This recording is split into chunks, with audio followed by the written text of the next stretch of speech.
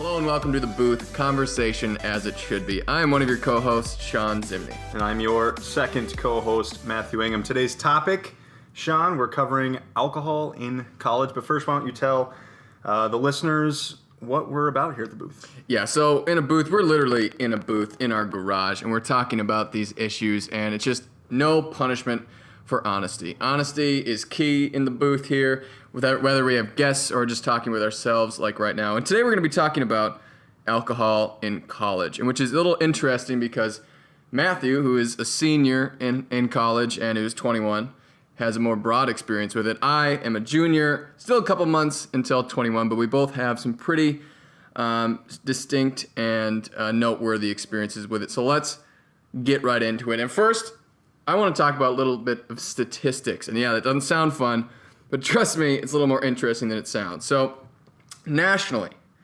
in a study done by the National Institute on Alcohol Abuse and Alcoholism, almost 60% of college students, whether it be 18 to 22 years old, drank in the past month when the study was done, which is actually lower than I would think, 60%. But then almost 2/3 engaged in binge drinking.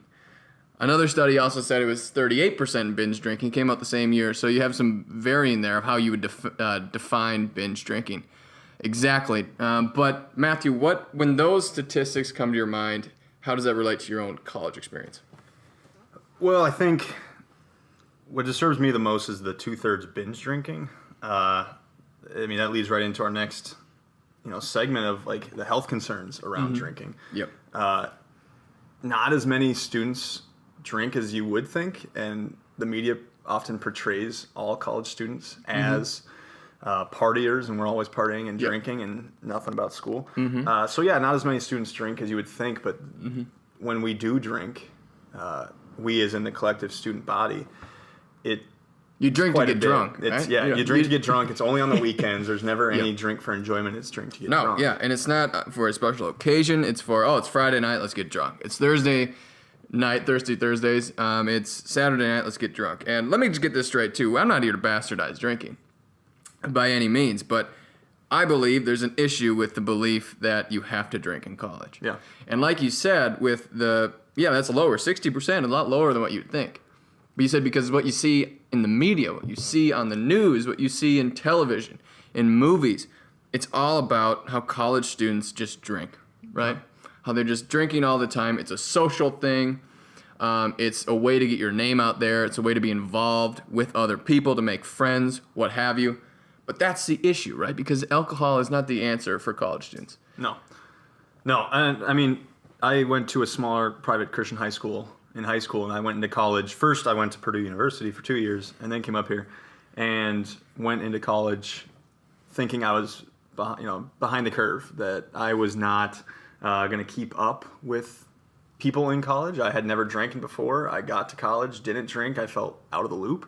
And so it's really sad that that's what you think in high school, that you have to drink and you have to party and you have to do all these things when really the focus should be on your major, figuring that out. Sure, yeah. And those kind of things. And that's just it, too. And that can lead into, the first time you drink. I'm sure I've not heard the first time you drink story yet. But mine is, so it was literally about a week before I left for college. I'd never drank before. I mean, you take like a sip or something in the backyard, But like with your parents or whatever, you tried it before, but I never drank to get drunk. And so what happened, we were at this party, and I knew there was going to be alcohol there, and I was with a couple of my friends, and they didn't drink either, and the ideology going in was that we need to get drunk to be prepared for college. And right there, I didn't think of it before because obviously it's just what I thought, but now I'm just thinking how problematic that is. My biggest worry going into college was not, what am I gonna major in? What am I gonna do post college? How am I gonna fit in at college? It was, I need to drink at college, and I never drank before. When that's your biggest worry is alcohol, I think there's an issue with the perception. Yeah. Oh yeah. No, mine's not as I went into college first 2 years, didn't drink at all. I was pretty scared to drink, to get in trouble. Thank you, Dad, for putting the fear of God in my heart. But no, I finally said, you know what, I'll go to this party at a friend's house, and we were all staying there, and we weren't driving anywhere, so it seemed fine and safe. Definitely consumed a little bit more than I should have. It wasn't much considering I had never drinking, but definitely a little bit more than I should have. Did not feel great the next morning. Pretty uneventful evening, to say the least. So I don't have a big story in that. But, you know, the plan was also, we were all, for the most part, underage at that point. And it was this cool thing to do, was to get together and to drink, and to just drink hard. And that's what a lot of people at that party did, because we had the night to ourselves. There weren't any parents in that house. So that was, I think, going into my sophomore year of college. But yeah, it's the same kind of perception that you had before. Yeah, and it's all about how can you meet other people. Often alcohol is used as, I need to relax. Because college is one of the toughest times in someone's life. It's a huge transition. You're studying, you're stressed, you're working. And what's going to relax you on the weekends? And doesn't sound a thing where I'm going to go to a game, or I'm just going to hang out with friends. And oftentimes you do that. Like, don't get me wrong, I'm generalizing a bit, but so often than not, it's let's drink, let's get drunk, let's forget, whatever. And so now let's get what I think is the implications of that is that alcohol is a dangerous thing. For me personally, I've had some run-ins with alcohol and experiences with alcohol that I wish I hadn't. You do things, you say things, you wake up the next morning, you think, well, why did I do that? Why would I make these decisions? And you wouldn't. But it's beyond just the stupidity of it, the stupid decision making. It's the fact that alcohol, you can get addicted to it, and it becomes problematic when you rely on it. And I think that's what's happening with a lot of college students, is that you're relying on alcohol. And you can put me right into that. I'm not judging anyone, because a majority of us, 60% it says, do it. And I've done it. And that's an issue, though, especially for me personally, alcoholism. There is a line of alcoholism in my family. And that's something you have to take into consideration when you're doing these things, because you're not a kid anymore. You're not a kid in college. As much as you would like to be, and as much as sometimes they treat you as a kid, you're not. You're 18, you're 19, 20, 21, 22, whatever. You are forming who you're going to be. And if who you're going to be is someone who drinks every weekend, that's not socially productive, and it's not psychologically and individually productive either. No, because I think we push college as like this place to become who you want to be, which it totally is. You pick your major, you do the clubs that you want to do, you play on the sports teams you want to play on, you become the person you want to be. But then when it comes to drinking, we look the other way. Because if we were to take, the social implications is it's going to create a society of alcoholics is what it's going to do. And we just put it under the table, and we don't look at it. We view it as normalized. Right, it's normalized. Yeah. It's forming who we're going to be down the line. And college is doing that except for drinking. But it's not. It's going to form you. You're going to rely on it. It's going to be a problem down the line. And the other thing that worries me is that if you have a Thursday night or a Friday night, at least in our experience at Concordia, you have Thirsty Thursday. You have Thirsty Thursday, and you have penny taps on Friday nights. And if you don't go, a lot of times there's not many people left. Yeah. If your whole friend group's going, you're going to go. And so the social implications on that end is that you're going to feel alone. Or what do? Stay home? Right. On a Thursday, Friday night? Yeah. Right. The problem is that you get driven into loneliness, and then what do? You go to drink, and you go and you hang out with friends. It's just a vicious cycle that is going. Well, in college also is not only just, I think another issue here, a part of the issue is that college is associated with being social, with making new friends, with getting out there and doing fun things. But it's also associated so strongly with alcohol. So those things get paired so easily. A lot of people go to college and they think those two things have to be interconnected. They're not. They're not at all. You do a lot of fun things that aren't alcohol related, And so that's, I think, the answer to why do people drink, right? It's not like alcohol, some people love the taste of it. I don't like the taste of alcohol. But whenever I've done it, it's because other people are doing it. I don't want to not be involved. I want to have fun tonight. Well, why does it have to include alcohol, right? And so What's interesting to me is if we transition now to the college we go to is Concordia College. Okay, a small liberal arts private school. Sounds fun. It is fun, trust me. And one study that came out in 2013, a lot of Concordia students already know this, but what I found fascinating, and I'm sure a lot of it's similar findings to other colleges, is that 28.3, so 28% of students at Concordia reported never having used alcohol before, or have not used alcohol in college. That don't use it regularly. That's a significant portion of students. But overall, the perception of it, of other students and the people answering the questionnaire, believe only that 1.2% of students on campus don't use alcohol. So from 1/100th, they believe that 1/100th of students don't believe that don't drink alcohol, but in reality, it's over a quarter don't drink alcohol. Yeah. So my question is, why is there this disconnect between reality and perception, right? And I think it's directly related to social media, to news, you were saying before, right? Yeah. Well, and the loudest voices are the ones who are going out, who are engaging in these things, and the quietest voices are the ones who aren't. And so you all you hear on the weekends is the people who are going out, or they're no one wants to hear the story of the guy around. who did homework on Saturday night, right? Right. You want to hear the story of who climbed this building, right? And you know? so I mean that's a good segue into how do we accept really what is alcoholism? How do we accept the college So life would you define our what society? college students do as alcoholism? Yeah. You would. See, I wouldn't, but that's interesting. If I would be interested to know the definition of alcoholism, which I can look up. But the reason why I don't say it's alcoholism, I believe many could possibly be, right? Could be partaking in what people would believe is alcoholism, with, like I said, how you rely on it to be a stress relief. When alcohol becomes a coping mechanism, well, then it's alcoholism. But if alcohol is just people wanting to have fun, I don't believe that's alcoholism, but it can lead to it, is what I'm saying. It's 100% a possibility that will lead to worse things, you know? Things escalate. But you're exactly right that we live in a stressful time with college. College is more stressful than it's ever been. And we also have more alcohol use and abuse than there's ever been. So is that a correlation? Or is that two things that have just simultaneously happened?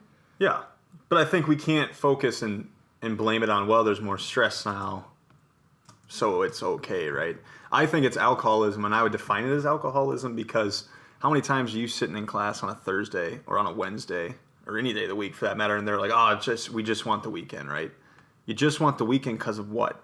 Not because it's a time to recuperate, to de-stress. It's a time to go out and have fun. And for me, is a lot of times when that doesn't happen, people are upset, people are sad, people don't want to do things if there's not alcohol at the social gathering that they are at. And so for me, that is alcoholism because you're relying upon that. If you can't say that I'm going to go downtown with my friends and have dinner and do all these other things without alcohol, if that doesn't sound as fun, then I think that's a problem. And myself included, if I'm sitting in class on a Tuesday, Friday night, the OB, which is the old Broadway bar in Fargo, North Dakota, it sounds pretty fun when you're sitting in class on a Tuesday. But your mind goes to alcohol immediately, right? It doesn't go to, oh man, me and my buddies are going to, we're going to hang out. When you directly associate something with alcohol, when you associate fun with alcohol, when you associate the need of alcohol to have fun, 100% that's an issue, right? Alcoholism is defined as an addiction to the consumption of alcoholic liquor or the mental illness and compulsive behavior resulting from alcohol dependency. So you could twist that and say alcohol dependency to have fun. And sure, that could be alcoholism, right? Alcohol dependency, I think, is defined more specifically when you go into deeper definitions, like dependency just to get through the day, right? But sure, if it's a dependency to get through the weekend, right? Because you're focused on classes all day. You can't be drinking alcohol or else you're going to fail. But you're right. On the weekends, it's like when you have free time in college, you're drinking, right? Yep. And this isn't, just a little disclaimer, it's not like we're talking about having a beer or two or having a glass of whiskey. This is getting drunk to the point of blackout drunk. Social drinking. And social drinking can be fine. You know, it really can. I've partaken in social drinking before where you have a beer with some friends over dinner and it's fine. But I've also much more often, I would argue that this is more often all the time with all college students who drink like this, is that social drinking turns into social binge drinking, and it's not alcohol use, it's alcohol abuse at this time, right? And abuse leads to worse things. It leads to consistent abuse. When you normalize something, it leads to consistency. And so when a society normalizes alcohol abuse in college, where you're supposed to be learning of things, it's going to normalize the consistency of this abuse going forward in life. I think that's where the real danger comes in. Mm-hmm. Well, I think finally, society is starting to see this, is starting to see that alcohol abuse has become an insane issue on college campuses.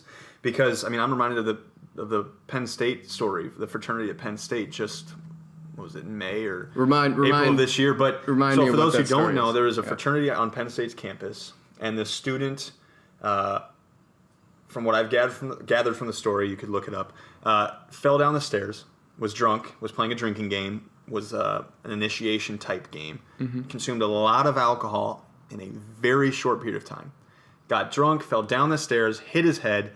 People saw that happen but didn't do anything.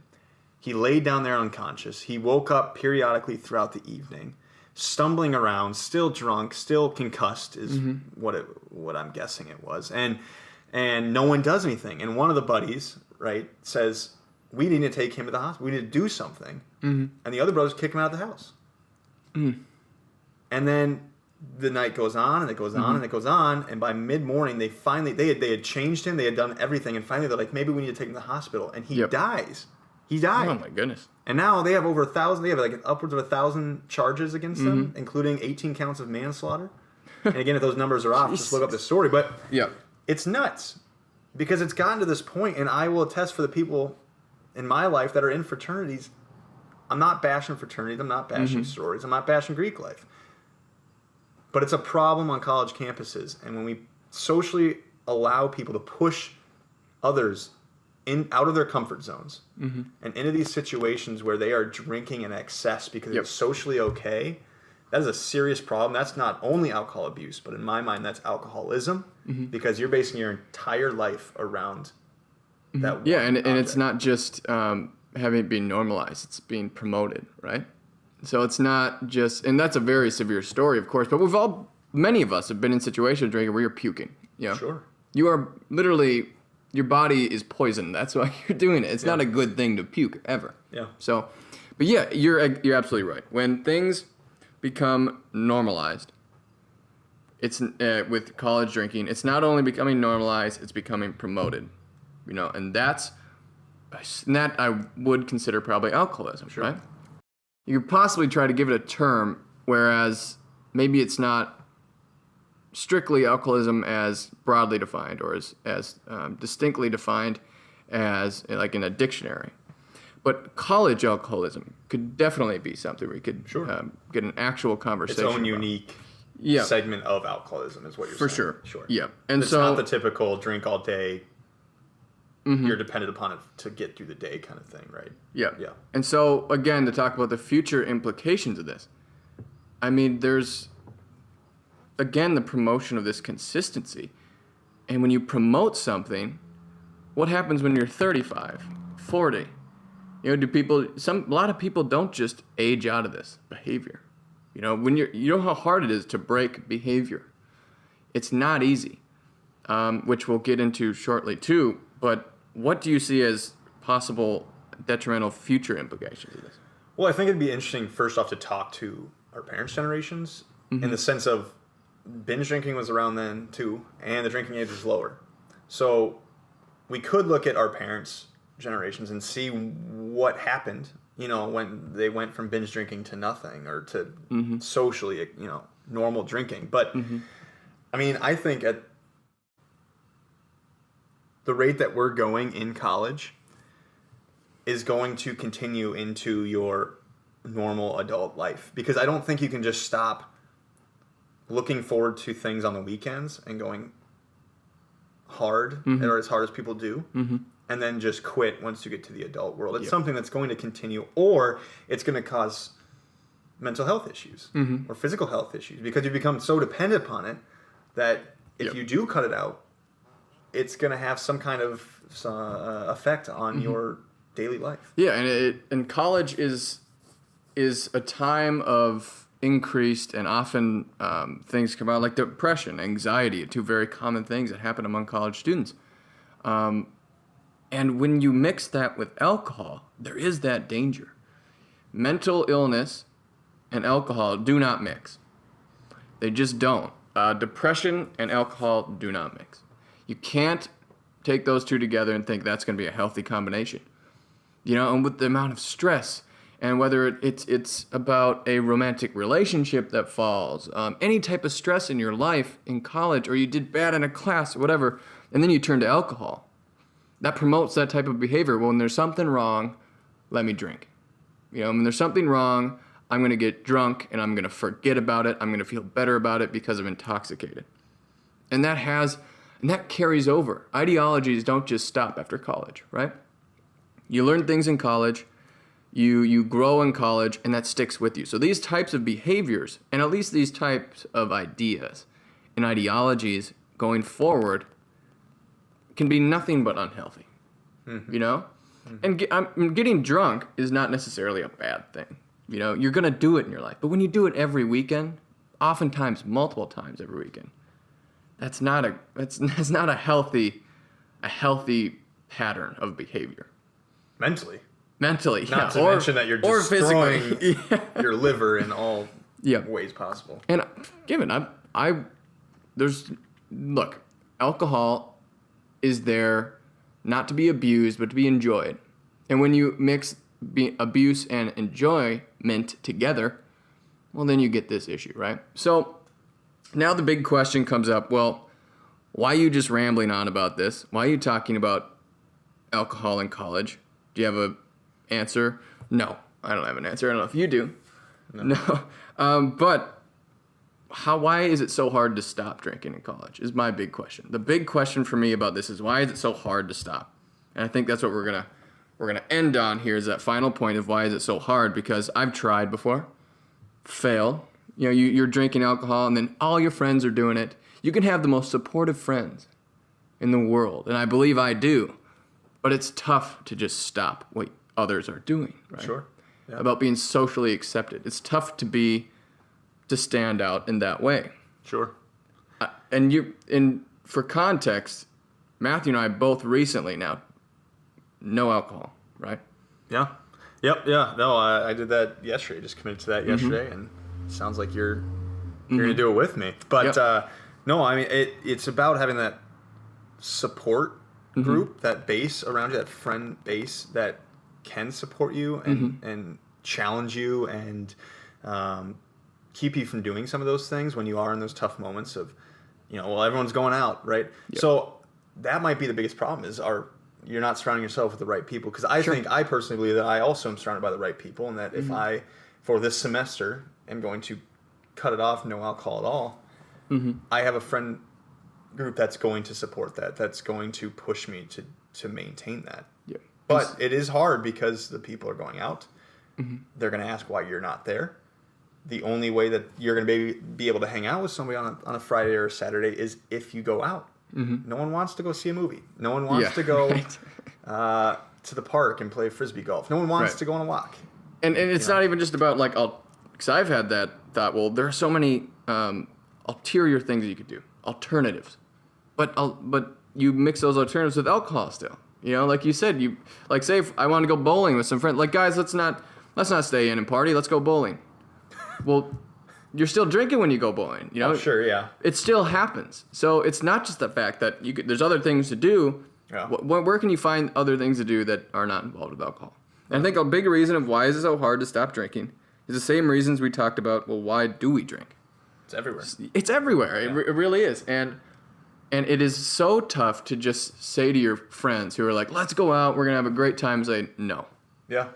Even if you're the only one. Yep. Yeah. You know? Even harder if you're the only one. Especially, yes. Yeah. Absolutely. And so where are you left? And that's where kind of we're at this point. How do you stick with it? How do you say I'm going to do this and I'm going to actually do it? Mm-hmm. Do you go out with your friends and you just don't drink with them, which I'm fine with doing, 110%.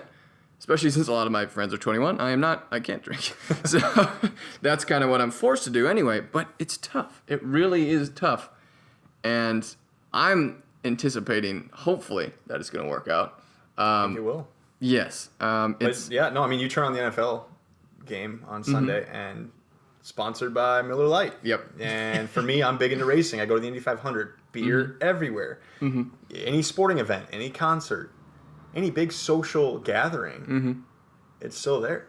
So it's very hard to make that conscious decision every single time to say no, right? At this point.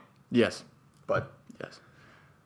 Well, it's interesting. Yes, 100%. It's been an interesting conversation and one that has a lot of facets to it that we could go in depth more, but time limitations, you can't go too much further. Matthew, what are just some final thoughts? Well, I want to make sure everyone knows that we're not bashing alcohol or judging anyone who consumes alcohol in any manner. I think it's just interesting to talk about. These are our experiences and what we've had issues with. Now, maybe not other people have had the same issues, sure, but just what we have had issues with. Just to bring to light some of these issues and talk about it in a space where you can talk about it without judgment. Because I think it's a serious issue that needs to be addressed. Doesn't mean we all need to quit drinking like we did first semester, but it needs to be looked at, and we need to take a step back. For sure. And I think that's a big thing, is that more conversations like this need to be had. More people need to join the booth. More people need to sit down with us, sit down with each other, and have decent conversations, have meaningful conversations beyond that of just, what did you do last Friday? Sure. Yeah. And so if you are interested in being a guest on the booth, or if you have topics, we take anything from movies to religion to politics, to sports. If you have a topic that you think would be very interesting to discuss or to be on the show, feel free to shoot us an email at questions.thebooth@gmail.com. One more time, that is questions.thebooth@gmail.com. Yes, and we are looking forward to our next topic. We're still going to narrow down what that's going to be, but again, it can range from anything. We're so glad that you joined us for talking about alcohol in college. If you're offended, let us know. If you agree, let us know. If we got anything wrong, let us know. We're going to be posting this to YouTube and uploading it to iTunes, so you can rate us, you can comment on iTunes, you can comment on YouTube. But get that conversation going and keep it as conversation should be. This has been Sean and Matt of The Booth, and we will see you next time.